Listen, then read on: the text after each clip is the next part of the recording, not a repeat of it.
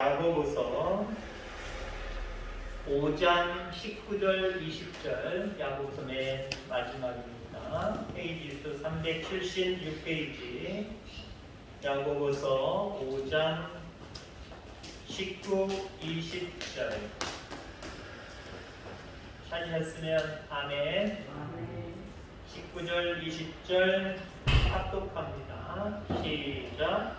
내 형제들아 너희 중에 미혹되어 진리를 떠난 자를 누가 돌아서게 하며 너희가 알 것은 죄인을 미혹된 길에서 돌아서게 하는 자가 그의 영혼을 사망에서 구원할 것이며 허다한 죄를 덮을 것이니라. 아멘. 아멘. 에어컨 켜주시고. 반갑습니다. 앞에 장관님 보셨는데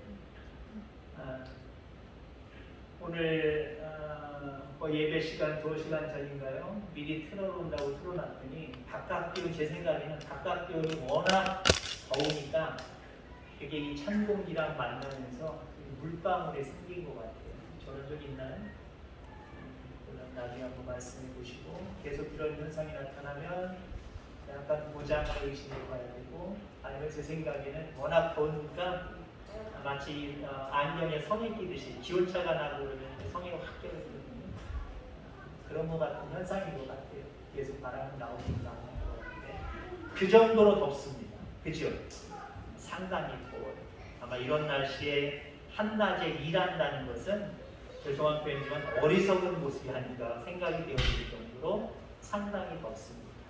오늘 기도한 것처럼 질병도 더위도 또 장마도 하나님의 보호하심과 인도하심 속에 잘 넘어가게 될 줄 믿습니다.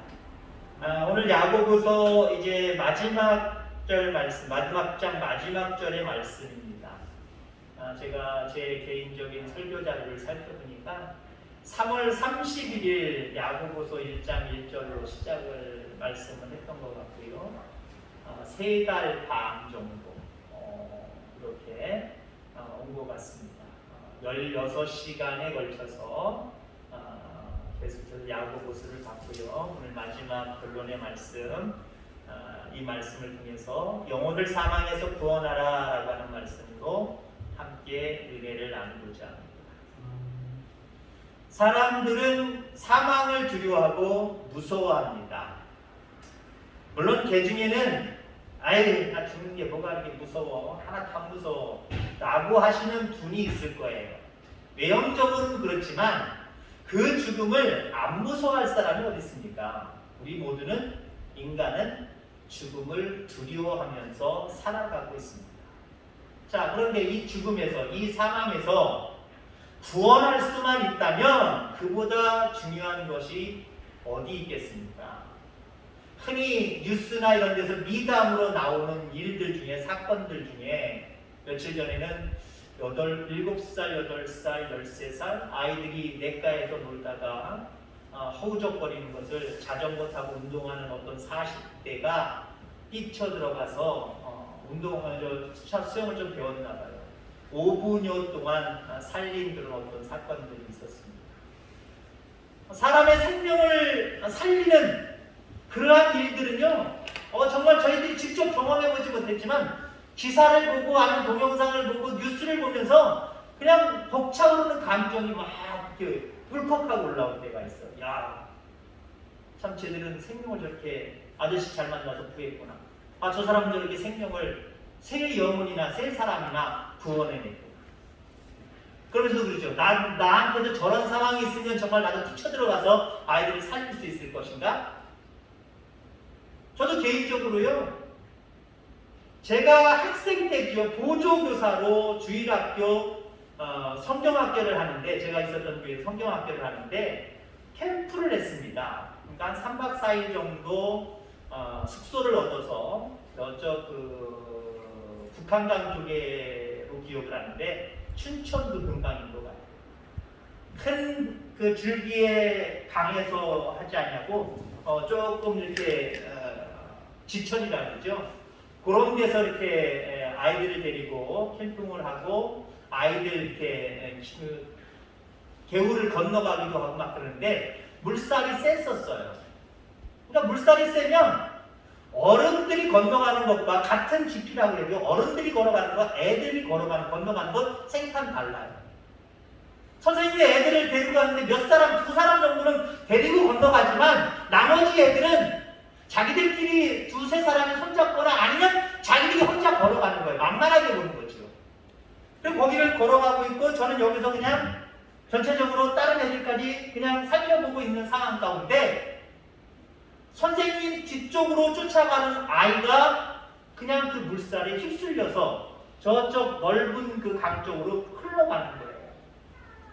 저 수영 그렇게 못해요. 저만 많이 가면 저만 힘껏 숨이 찰 때까지 아마 힘이 닿을 때까지 한 25m, 30m, 40m까지 갈 수 있을 것 같아요. 근데 남을 구원할 정도의 수영 실력은 아니에요. 근데 제가 거기 뛰어들어보고 있다.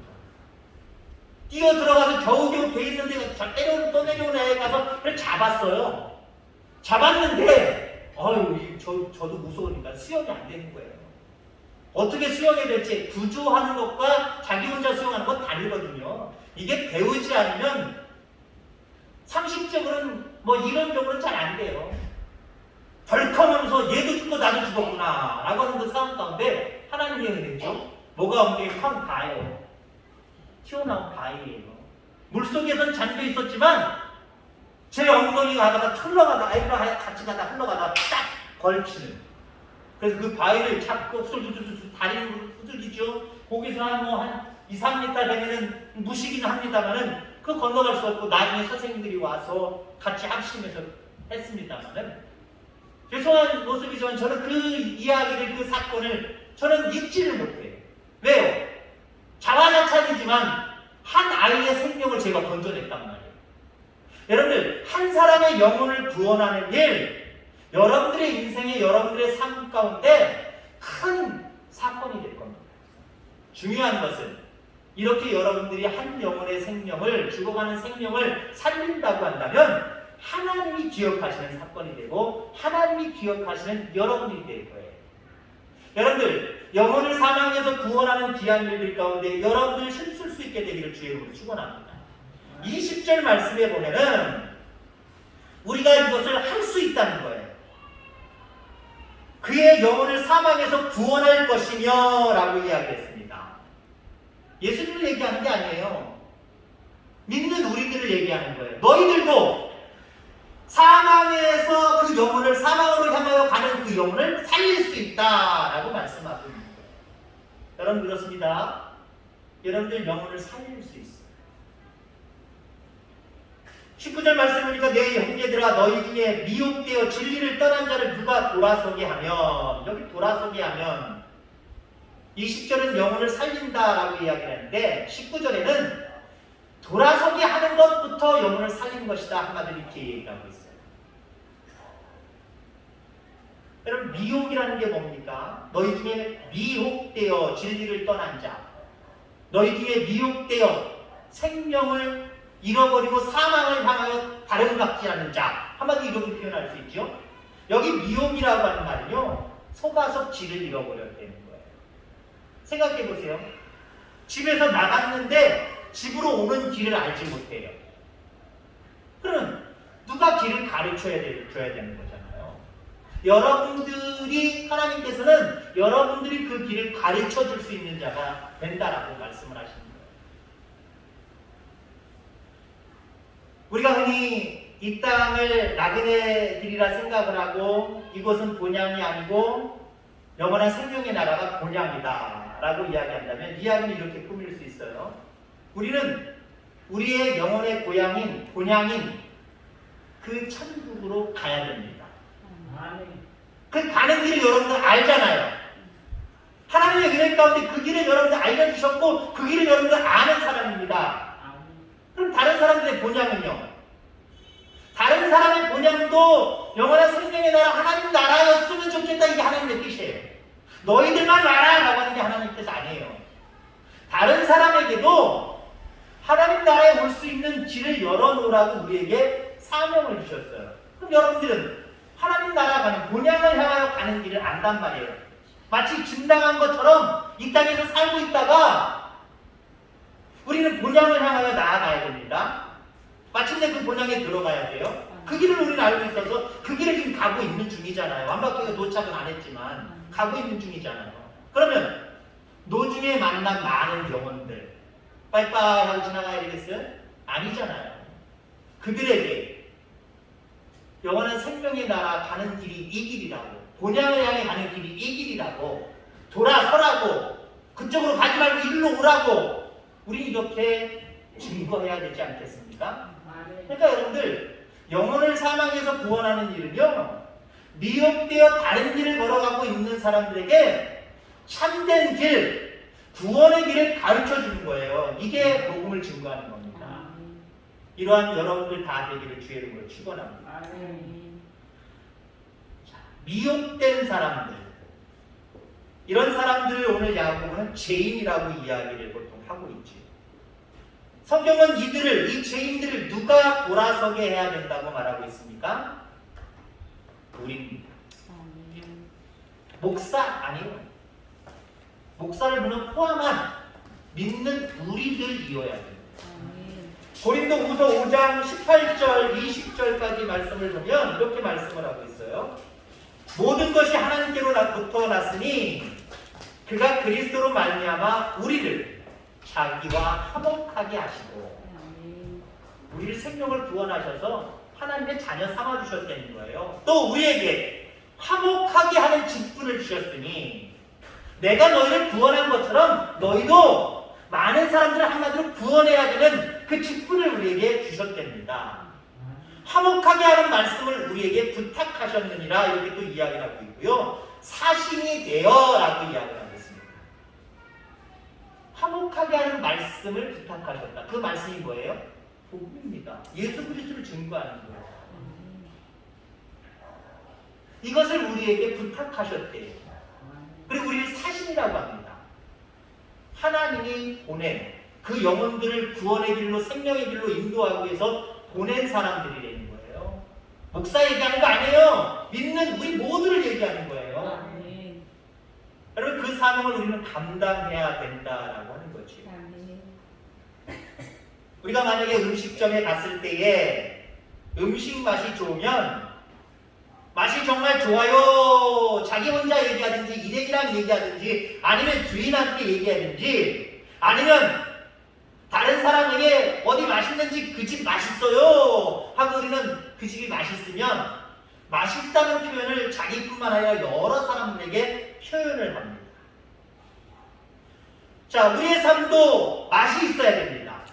여러분의 삶 자체도 맛이 있어야 돼요. 먼저 여러분들, 예수 믿는 기쁨의 신맛이 여러분들에게 있기를 바랍니다. 기쁨의 신맛, 새로운 신맛이에요. 신나는 맛.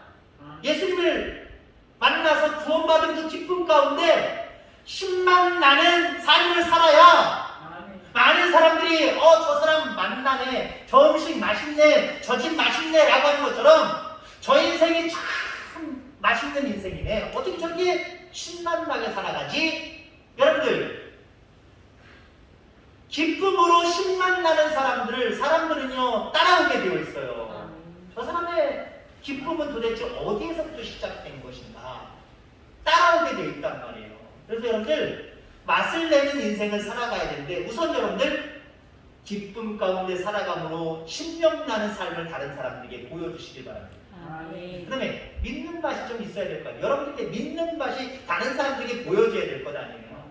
아, 믿는다는 건 저런 거구나 라고 하는 믿는 맛을 다른 사람에게 보여줘야 돼요. 그리고 저기에 신은 바로 하나님을 얘기할 수 있죠. 나에게서 하나님 맛이 나야 돼요. 저 사람을 보니 예수님이 생각나고 저 사람을 보니 하나님이 생각나고, 이런 맛이 우리 가운데 있어야 됩니다. 예수 믿는다고 하면서 우리의 삶에 맛이 나지 않는다면 누가 그 맛을 보려고 주의 전으로, 성전으로 찾아 나오겠습니까? 전도는 다른 표현으로 얘기하면은 내 속에서 내 삶에서 이 세 가지 맛이 나야 전도가 되는 거예요. 진정한 전도는요, 이 세 맛은 안 나는데 쥐어짜듯이 예수 믿으세요, 예수 믿으 억지로 복음을 증거한다고 예수 믿으라고 교회 오라고 이것만 얘기하면 다 되는 건가요? 아니요. 진정한 전도는요, 내 삶을 통해서 이 세 가지 맛이 나야 되는 거예요. 기쁨으로 신나는 맛이 나야 되고, 믿는 맛이 나와야 되고, 내 모든 삶 가운데 예수님의 향기가 풍겨나야 되고, 그래야 여러분들 우리의 복음 증거가 그들 가운데 영향력을 끼치는 거예요. 마태복음 5장 16절에 보니까 이같이 너희 빛이 사람 앞에 비치게 하여 그들로 너희 착한 행실을 보고 하늘에 계신 너희 아버지께 영광을 돌리게 하라. 여기 착한 행실이라고 얘기를 하고 있어요. 저는 그것을 지금 세 가지로 얘기하는 거예요. 어떤 착한 행실? 신나는 거예요. 신나는 거. 믿는 맛이 나는 거예요. 내 삶 속에서. 내 속에서 예수 그리스도 하나님의 향기가 풍겨나는 거예요. 이게 착한 행실이에요. 왜? 이 맛을 내서 그들로 하여금 야, 저 집 맛있는 집이야. 야, 저 집 가야지. 저 교회 가야지. 그러면 그들은 누구를 만나는 거예요? 하나님을 만나는 거고요. 결국 구원함을 받는 거잖아요. 사망에서 구원받는 거잖아요. 여러분, 이러한 모습이 우리 가운데 있어야 된다는 거예요. 삶의 맛을 보여주고 인간의 사랑을 주고 말씀을 전하는, 그래서 영혼을 구원할 수 있는 저와 여러분들 다 되기를 주의 이름으로 축원합니다.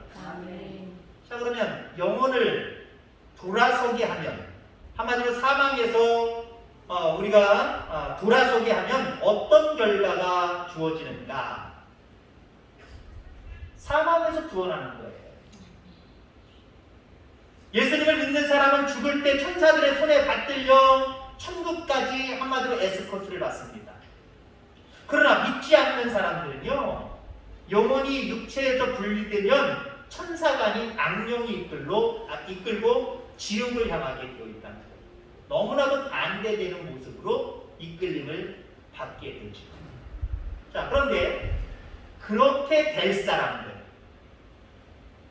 천사의 이끌림이 아니라 마귀의 이끌림 속에서, 악령의 이끌림 속에서 지옥으로 향할 수밖에 없는 그러한 자들을 우리가 복음으로 돌아서게 하면, 생명의 길로 돌아서게 하면 그는 사망에서 생명으로 옮겨지는 거예요. 얼마나 신나는 일이에요. 얼마나 신나는 일이에요. 또 더군다나 그 일이 내 생명을 내놔서 나로 하여금 큰 손해를 끼치게 하는 일이냐? 그건 아니라는 거죠. 이 아까도 얘기했지만 사람의 어떤 생명이 위협할 때 나서는 이 모습도 국민성에 따라서 나라적으로 많이 다르다고 하네요. 우리나라 사람들은 대체적으로 자기를 희생하면서까지 다른 사람들을 살리려고 하는 살신성인의 마음이 대단히 좋은 반면, 어떤 나라 사람들은 민족성 자체가 남의 불행과 남의 일은 거의 신경 안 쓰고 내버려두는, 예를 들어 중국 같은 경우는 바로 옆에서 아이들을 납치하고 유괴해가고 가도 아무 신경 안 쓰고 거들떠도 안 보고 그냥 구경하듯이 구경만 하는 그런 모습도 있다는 거예요. 물론 다는 아니겠죠. 보편적으로 평균적으로 이야기하는 거예요. 아마 여러분들 어떤 위기를 당한 사람을 구원해내야 되겠는데, 야, 내가 저거 구원했다가는 나도 죽겠다 라고 하는 생각이 든다면 여러분들 언뜻 나서지 못할 거예요. 저도 좀 전에 어떤 간증식으로 간단하게 말씀을 돕고자 이야기를 했습니다만은 한 2, 3초, 5초 그 정도까지도 시간 여유가 없었겠지만 1, 2초, 2, 3초만 더 생각을 하고 내 입장으로만 생각했다면 나 수용 못해. 애를 구원할 정도는 아니야. 여기 깊어. 조금만 한 200m만 내려가면 저 넓은 의암댐 거긴 것 같아. 제가 의암댐. 춘천 바로 밑쪽으로 의암댐 같아요. 거기까지 흘러가는 거예요. 아주 뭐 수십 미터가 되겠죠. 알 수는 없지만. 아마 그럼 제가 막 뛰어 들어가는 일은 없었을 것 같아요. 여러분들 근데 이와 같이 영혼을 살리는 일에 우리가 복음을 들고 그들 영혼 가운데 들어갈 때 우리 생명에는 아무 지장 없어요. 물에 빠져가는 영혼을 살리느냐 마느냐 라고 하는 것은 나도 죽을 수 있고 나도 다칠 수 있고 큰일 날 수 있다 라고 하는 것 때문에 주저할 수 있고 주저하는 사람들도 있어요. 그걸 가지고 뭐라고 얘기할 수 없어요. 뛰어들어가는 사람이 있으면 대단하다 라고 칭송해야 되겠지만 칭찬해야 되겠지만 그거 안 들어간다고 뭐라고 얘기할 사람 없단 말이에요. 왜? 난 수영 못하는데 왜 들어가요? 누가 뭐라고 그럴 거예요? 누가 화살을 쏠 거예요? 그런데 우리 복음은 달라요. 여러분들 세상에 많은 죽어져가는 영혼, 그 영혼을 악령이 영원한 지옥으로 데려갈 그 영혼들을 살리기 위해서 여러분들이 복음을 증거하는데 여러분 손해볼 게 뭐 있어요? 생명에 지장이 있어요? 뭐에 지장이 있어요? 사실 아무의 지장이 없어요. 오히려 하나님의 칭찬이 있고요. 하나님의 칭찬은 하나님 나라에서뿐만 아니라 이 땅에서도 칭찬이 있을 거예요. 이 땅에서도 하나님 나라를 맛보고 그것 때문에 영원한 생명의 나라에 가서도 많은 상급을 쌓고 이처럼 영혼을 사망에서 구원하는 일은요 일거다득이에요. 일거다득이고 말들이 영혼의 문제예요. 영혼이 잘 되게 되어 있어요. 그리고 범사가 또 잘 되게 되어 있어요. 여러분 이렇기 때문에 우리는 많은 영혼들을 향하여서 복음을 증거하는 그 사명을 잘 감당하는 우리 모두가 되기를 주의 이름으로 축원합니다. 벌써 7년하고도 한 3개월 됐네요. 2014년 4월달 세월호 사건이 있었죠. 너무나 안타까운 사건입니다만은 배가 기울여져서 침몰하는 상황에 이르렀을 때에 많은 영혼들, 특별히 학생들이 죽어가고 있었습니다. 자, 그런데 그들을 구출해야 될 사람 중에 가장 대표적인 사람은 선장이잖아요. 선장 어떻게 했습니까? 죽어가든 말든 나만 살자! 하고 자기 혼자 살라고 자기 혼자 탈출했습니다. 그래서 사실 빨리 위로 올라가십시오. 배가 기울어집니다. 그렇기 때문에 빨리 최대한 방에서 나와서 야외 쪽으로 올라오셔야 됩니다. 라고 하는 방송만 있다고 한다면 그 아이들, 그 사람들, 많은 사람들 살 수 있었어요. 근데 오히려 그런 방송을 하지 않냐고 오히려 어떤 방송이 있었어요? 안전하니까 그냥 방에서 대기하고 있어요. 방에서 대기하고 있다가 그냥 죽었어요. 아이들. 얼마나 불쌍해요. 그리고 그 기울어가는 배를 향하여서 일반 배들은 와서 생명을 걸고 아이들을 구하는데 해경선이라는 해경선은 와서 구하는 듯 하다가 뒤로 물러서고 멀리 달아나 버렸어요. 멀찍이 서버렸어요. 이런 모습을 바라보면서 여러분들 우리는 선장과 같은 그런 마음이 우리 가운데 있어야 됩니다. 흔히 그렇게 표현하죠. 이 세상에 많은 사람들이 구원의 방주를 타지 아니하고 사망 후에 타고 살아가는 영들이 너무 많다는 거예요. 우리는 구원의 방주에 탄 줄 믿습니다.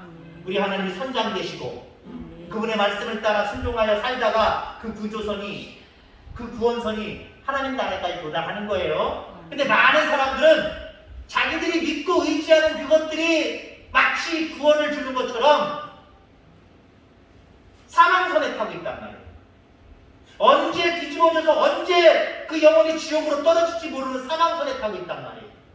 그게 기울어지고 있는 모습이 눈앞에 훤히 있는데 나만 살겠다고? 안 됩니다, 여러분들. 나만 구원받으면 되지? 안 됩니다. 내 생명에 위험이 있으니까 나 못 구해줘! 라고 뒷걸음쳤던 해경들 바람직하지 않잖아요. 여러분, 해경은 오늘날로 얘기하면요 그들을 구원해 주기 위해서 온 공공기관이고 국가기관의 사람들입니다. 한마디로 교회는 그 세월호 사건을 통해서 바라볼 때 바로 구조선입니다. 구조선으로 왔으면 구조선의 역할을 감당해야지요. 한 사람이라도 더 살리려고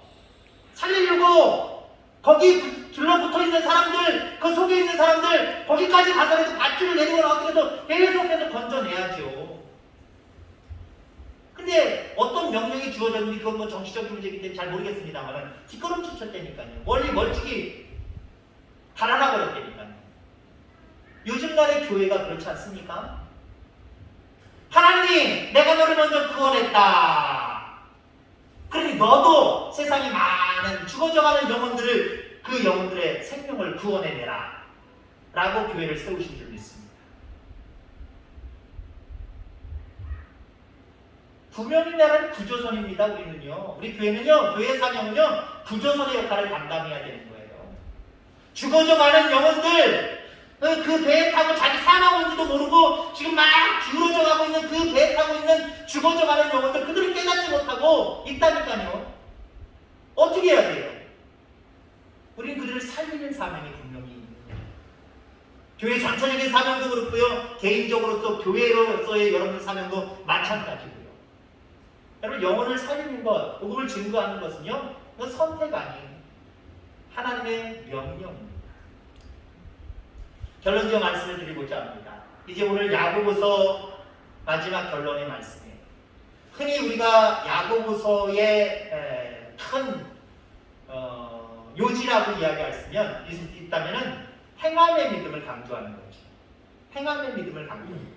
특별히 로마서는 어떤 복음으로서의 그 믿음에 대한 걸 강조한다면 이 야고보서는 행함의 믿음을 많이 강조합니다. 근데 여러분들 보세요. 어떤 이야기를 한다, 어떤 편지를 쓴다, 그럴 때 인사말을 제외하고 가장 첫 번째, 가장 마지막에 다는 아니겠지만 가장 중요한 걸 쓰게 되어 있습니다. 야고보서를 기록하면서 행함에 대한 이야기를 하면서 야고보는 무슨 이야기를 하냐면 어떤 시련, 어떤 어려움을 만나든지 기쁨으로 여기고 인내하라라고 이야기를 합니다. 그리고 마지막 절 오늘 읽었던 말씀은 많은 죽어져가는 영혼들을 살려내는 일을 너희를 감당해라. 한마디로 이렇게 이야기를 하고 있습니다. 자, 보세요. 앞부분은 내 내적인 모습에서의 행함의 모습이고요.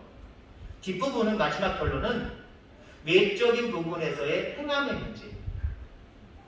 자, 믿음이 있어요. 믿음이 있노라 하면서 믿음을 가져도요, 시련은 오게 되어 있단 말이에요. 어려운 삶의 문제는 내 앞에 오게 되어 있단 말이에요.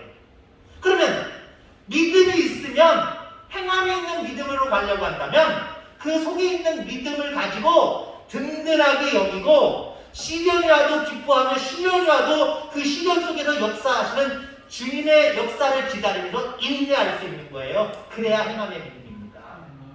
근데 많은 사람들이 그냥 아무 연고 없고 잔잔하고 평화로울 때 주여 믿습니다. 하나님, 나는 하나님을 믿습니다. 전지전능하심을 믿고 나를 구원하심을 믿고 그 하나님을 위해서 내가 살겠습니다. 그런 믿음을 가져요. 그 믿음 중요해요. 그 믿음 중요하지만 이런 믿음을 가졌지만 행함이 없는 사람들은 어때요? 시련이 오면 어찌합니까? 왜 그렇습니까? 무엇 때문에 그렇습니까? 하나님 왜? 그러면서 하나님 앞에 대적하려고 하죠. 그리고 믿음에서 떠나려고 하죠. 행함의 믿음까지 못 가는 거예요. 여러분, 내적으로도 여러분 행함의 믿음이 있기를 바랍니다. 믿노라 하지만 내 기도를 다 응답해 주시는 것도 아니고 믿음이 있지만 아무 연고 없이 길을 쫙 내주시는 게 아니라 어려운 일들이, 문제들이 자꾸 내 앞에 놓여져 있어요. 그럼에도 불구하고 여러분들 행함의 믿음까지 있는 성도는요, 그런 상황 속에서도 기뻐할 줄 알고요, 그런 상황 속에서도 인내할 줄 알아요. 내적으로도 여러분들 행함이 있는 믿음을 가지시길 바랍니다. 그리고 나는 구원받았어요. 나는 하나님의 은혜로 삽니다. 하나님 감사합니다. 나는 천국을 믿습니다. 이런 믿음을 가졌는데 행함이 없는 믿음을 가진 사람은 전도하지 않아요. 전도하지 않는 사람들, 복음을 하지 않는 사람들은요, 뭐예요? 그냥 입으로 주여 하고 있는 거예요. 행함이 없는 믿음을 갖고 있는 거예요. 자, 그러니까 두 가지 가지고 서두분과 마지막 부분을 가지고 결론을 내주면요, 여러분의 믿음 다 훌륭하십니다. 지금까지 열륜 다 헛되지 않았어요. 지금까지 여러분들이 주야로 묵상했던 말씀, 들었던 말씀, 모든 말씀들 다 귀합니다. 여러분들의 뼈가 되고 피가 되고 살이 되고 여러분의 심기 속에 잘 믿음으로 새겨진 줄 믿습니다. 그것만 가지고 있으면 안 돼요. 바깥으로 표출돼야 되잖아요. 보여줘야 되잖아요. 아까처럼 신만 이것이 다른 사람들에게 그것이 비춰져야 되는 것처럼 내 속에 있는 그 모든 믿음들이 비춰져야 되는데 내적으로도 비춰지고 외적으로도 비춰지는 여러분들 되길 바랍니다. 어떠한 문제를 만나도 구원받은 사람들은요, 생명을 얻은 사람들은요, 걱정하고 염려하고 한마디로 호들갑 떨지 않아요. 하나님의 능력을 믿기 때문에 그 시련 앞에서도 어려움 앞에서도 인내할 줄 알고요, 오히려 기뻐할 줄 알아요. 이런 믿음 되기를 주의 이름으로 축원합니다.